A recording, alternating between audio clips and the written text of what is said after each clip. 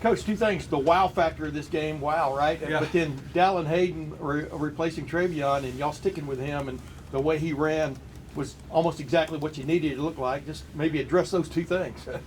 Yeah, we didn't quite get the running game going there in the first half, and then made the change to Dallin, and he really got us into a rhythm. I thought he was hitting the holes hard. Right after the block punt there, two good hard runs, and that was good. And then from there on, I thought, and he almost broke a couple. I mean, almost did. But for a young player with so much on the line here today, to play like that, first off, to take care of the football is the number one thing. When you hand somebody that football, you're putting the whole team in their hands, and that's something we talk about a lot. And so we trusted that Dallin was going to do that. He's had a couple spots this year, but this was big, and for him to get this game under his belt, I think will build some confidence for him. And then the wow factor of this game, obviously, Michigan escaped against Illinois. Now you guys escaped basically today. The big setups for next week. Yeah. And when you're playing on, in November in the Big Ten, I mean, these are challenges week in and week out, and the number one goal is to win and move on. There's been times this year we've had style points, if you want to say, and we've won big, but there's going to be games where you don't jump out as fast as you would like to. We got to get that first drive going, and okay, here we go. It's going to be one of those days, and then it just wasn't quite that way, and there's some reasons for that we need to clean up. But what I think was the most important thing was at halftime we came together and said, okay, this is going to be a 4-quarter battle now, and sometimes we get in these games and they're not, but this was going to be, and we really buckled down in the third quarter, did a nice job there, and then finished out the game the way that we should. Now over to the left, Dan, Hope 11 Warriors. Ryan, you guys gave up 293 passing yards today. How much of a concern is that as you get into a point of the season where you're going to face more top quarterbacks? Yeah, it usually isn't about the yards, but I thought Talia played his heart out today. I thought he played really well, did a nice job. But yeah, I mean, there's some plays in there that we're going to look at and try to address what's going on there, because certainly we like to see better play, but. There's good players in this league, and they're gonna get yards. I thought our defense did a good job of, forcing field goals at times, especially early in the game. But our number one goal in the plan to win is to play great defense, and they did throw for too many yards today for sure. But we'll take a look and try to figure that part of it out. Austin Ward, Rivals. Ryan, it's easy and probably unfair for us outside the program to say, well, maybe they just were looking ahead to next week, because a lot of us maybe already were. Did you sense that at all throughout the week or at any point today that the focus wasn't there? It's hard to say. I just got done with the team, and you probably can imagine what the first thing that was said is, it's on the team up north. But it's hard for me to do that when guys just, put their bodies on the line. I mean, that was a hard-fought game out there. When you're playing the game of football, it's not like any other sport like basketball where you go out there and you run up and down the court and shoot a little bit. I mean, you're putting your body on the line. And these guys strained and they played hard, and to see Lathan block another punt, to see Dallin come in and play the way he did. The offensive line was grinding. The defensive line, to see Zach Harrison get that fumble at the end, guys kept playing, and Tommy Eichenberg playing hard. I mean, there was a lot of guys. So they still need to be recognized for that. You can't just go through the motions and think you're going to win a conference game like this on the road.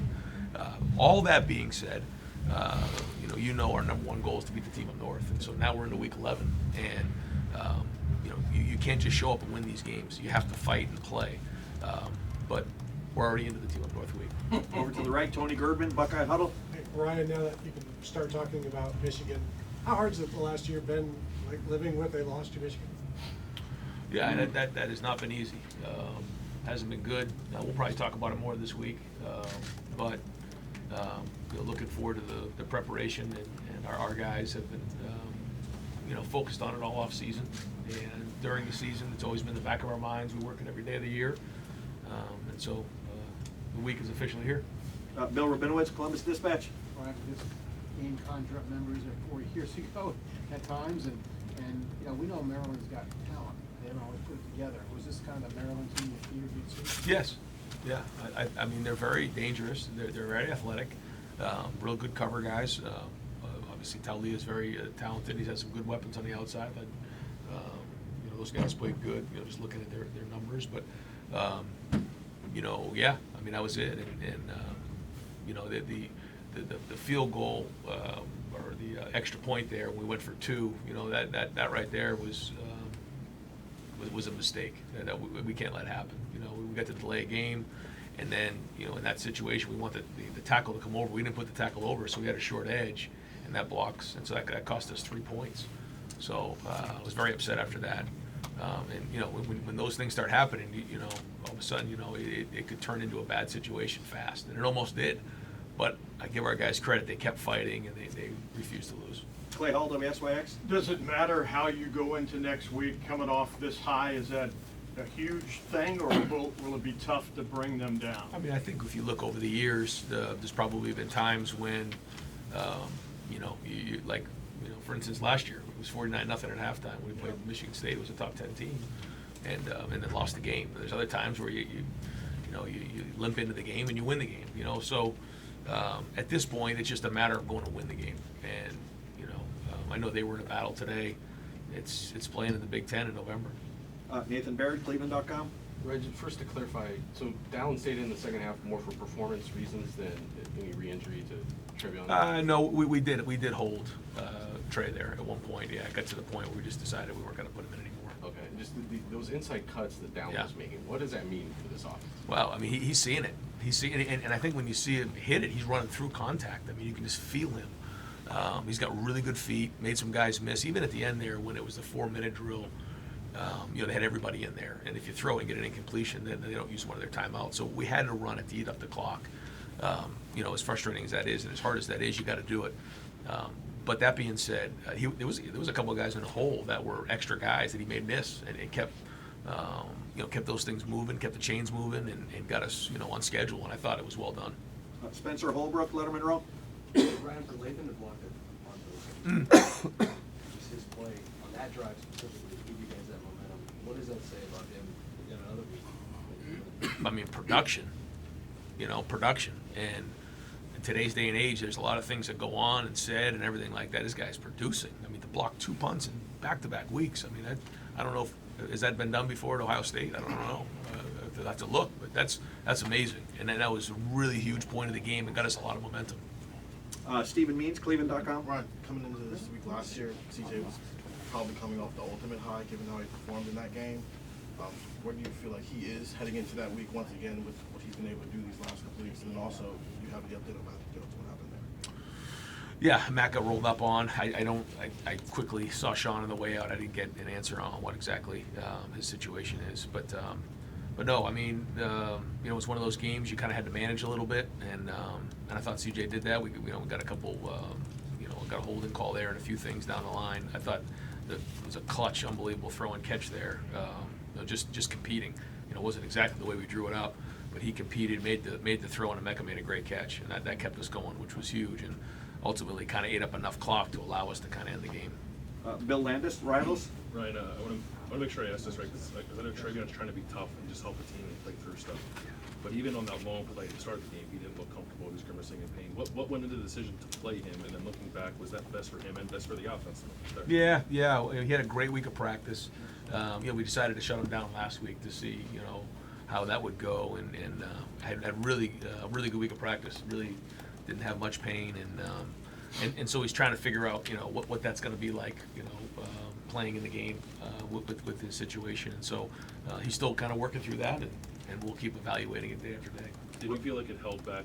Because he's averaging less than 2 yards a carry. It puts you in difficult third down situations. Like, did that hinder the offense at all, just not having a guy who was 100% right? You know, I think I got to probably watch the film and just see that before I answer that, but I know what you're asking. Rob Aller, Columbus Dispatch. Ryan, you had at least 1 4th and 1 where you threw the ball. And then you've talked about you got to put your hand in the dirt, you got to get that yard. Yeah. And you did. Is that just you being aggressive? Is it, I'm not sure we can get that yard? And where are you in that whole process? You know, on that one in particular, I felt like we had a really good matchup out there with Marvin, and actually we did, and he had a lot of cushion, and he was open, but I was kind of looking at the coverage to see what was going on, but CJ, there was obviously leakage in there, and it was a max protection, so it should have been a nice clean pocket, and it should have been a pretty easy throw and catch. We thought schematically it was a good play, and that was, you know, kind of more of what our thought process was as opposed to trying to prove something or anything like that at that point. You know? But we didn't execute it, you know, and so, again, get to the film and figure out, how to execute it better next time. We'll go a couple more folks. Doug Lesmerises, Cleveland.com. Ryan, you guys are 12-0 since you lost to Michigan. Where do you feel like this team is, this program is, heading now back into the game? Well, I think we're more experienced. I think we're, we've been scarred, even though, like you said, we've been on a 12-game run. Coming off of that game, we were highly motivated this season to get back to where we are right now. So there's been a lot of hard work, a lot of blood, sweat, and tears to get back to where we are right now and get the team to this point right here. So now all the chips go in, and now it's time to go to work this week and have a great week in preparation for the game on Saturday. Joey Kaufman, Columbus Dispatch. Ryan, any idea why penalties were so high today, especially some of the delayed game stuff? They were winding it fast coming off the sideline, and one of them I got to get in faster. Another one that I think CJ maybe lost the clock. How many we ended up having? 11. Yeah, that's too many. So I don't know if I have a great answer for that. I know that a couple of those administratively we could have done a better job. One of them, I don't think one of the guys was set when we called it. We got the penalty at the end of the game there. The guys went crazy down there in the end zone, so they threw a flag there. So I guess it was 11-10 in the penalties, but we'll have to go figure out and do a little running tomorrow. Coaches run too when there's penalties, so to do a little running, I guess, to get a workout. Yeah. All right, come on in, Dylan. Anybody else with one? Okay, we're going to go two more with Coach Pat Murphy, 24/7 Sports. Ryan, just the last two plays to end it by the defense. Obviously, not perfect all day, but they step up. And what was that like on the sideline? You mentioned the celebration, but that whole series.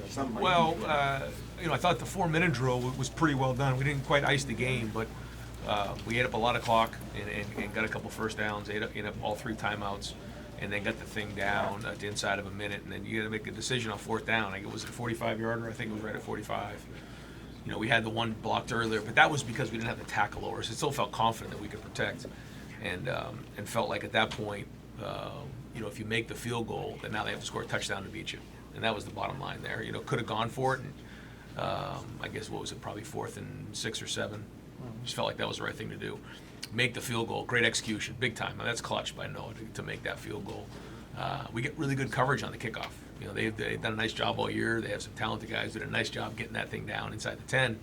And then at that point, they need some big chunks. So, we call a defense where, we're going to kind of keep it in front of us, but those guys still got after the quarterback, and I think a 3-man rush and 2 big sacks and end the game. And great to see the guys finish the game like that, not, worried about all those other things other than just winning the game. And then really big time play by Zach there at the end. Cameron Teague Robinson, The Athletic. Last question for Coach. Ryan, I'm kind of off that. Obviously, Zach makes those 2 plays, but you look at the Penn State game. The defensive line, JT comes up big when you need him. This defensive line all year has come up big when you needed him. In turn, they've been, and he probably more motivated than some since that Michigan game. What's it been like to see their growth from that game a year ago to where they are now? Yeah, I think they take a lot of pride in their production, and I think that's really, the most important thing is are you making plays or are you not?